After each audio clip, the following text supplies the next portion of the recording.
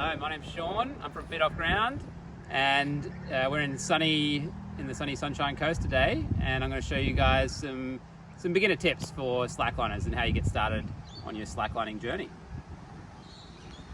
So we've got our line set up here, and this is about a 10-meter line. Realistically, if you're a beginner, you'd probably be starting on something half this length, maybe on a 5-meter line. Essentially, the shorter the line, the easier for beginners. And as you get longer, you're going to have to deal with more wobble in the line. But I'm going to show you today the 3 key fundamentals of slacklining.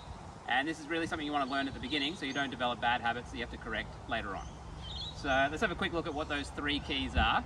So we're talking about where are our eyes, where are our arms, and what are we doing with our knees.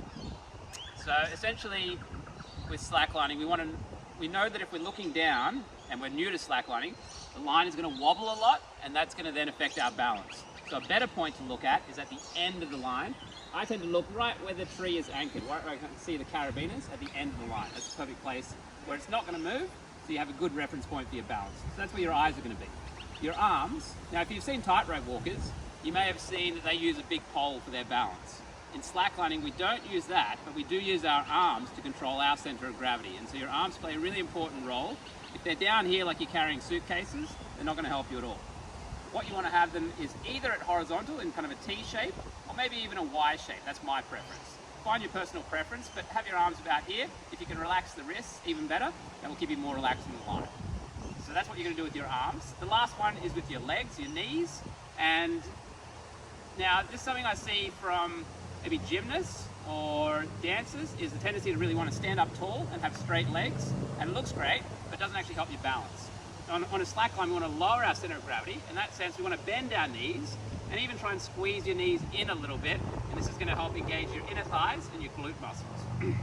Okay, so those are the 3 fundamentals. Let's see what they look like on the line. So I'm going to set myself up here, just with one foot on the line. My foot is pointing straight ahead, so I'm not trying to turn it out, because I want to get as much surface area on the line as I can.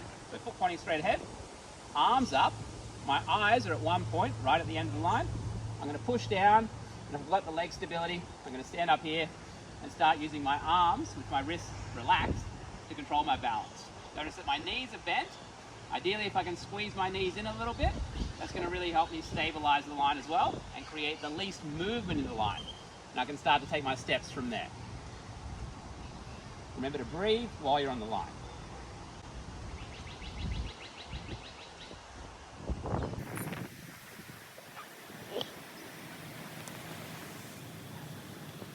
Right, just like that. Now, of course, when you first start slacklining, it's probably not going to look that easy. And so I'm going to show you guys just a real quick drill. This is what I've done in many slacklining workshops for beginners. Really simple drill. The number one problem I see for beginners when they stand up on the line, and this is something that I faced when I first got on the slackline as well, is how do you deal with the wobble? You know, we call it the Elvis leg. And it's really off-putting. In fact, the first time that I tried slacklining, it was so exaggerated that I just thought it's almost impossible for me. In fact, I thought, no, slacklining, I don't think I can do it. Because you see other people and they don't have that wobble, right? So you'd have to work on this. You have to spend some time dealing with it. So the drill that I give to all my workshop participants is to just focus on pushing this leg down. It's going to wobble, it's going to wobble, it's going to wobble. You will get to a point, now notice how much this line stretches. When you get to a point when the line's no longer stretching, it will actually stabilize. And if you can then start to lift your arms up at this point, then you can start to take that other foot away from the ground, and you're trying to aim to balance on one leg for 10 seconds. And you're going to really start to feel your thigh burning here. Trying to keep the eyes on one point and the arms up. And that's the drill. You also want to do it on the other leg, of course. So that's a big thing in slacklining. We're trying to develop balance. If you only train on one leg, you're going to have an imbalance. So make sure you train it on both sides. One little subtlety here. As I push down, I'm going to lift my heel of my other foot. That forces me to put this weight more onto my standing leg. So I'm pushing down. It might be wobbling a lot here for you. I can stabilize it because I've built up the stabilizer in my leg. This is the drill you're going to use to work that. And then eventually you'll get to a point where you can lift the other foot up and start to balance like this. Aiming for 10 seconds, yeah? And you're going to use your arm. You can even use this leg. This leg is like a tail. So you can start to use that leg for balance. and that's going to make you much more adaptable on the slack line. Once you can go for 10 seconds, then you can try take a step and maybe take the other foot off and get your balance like this.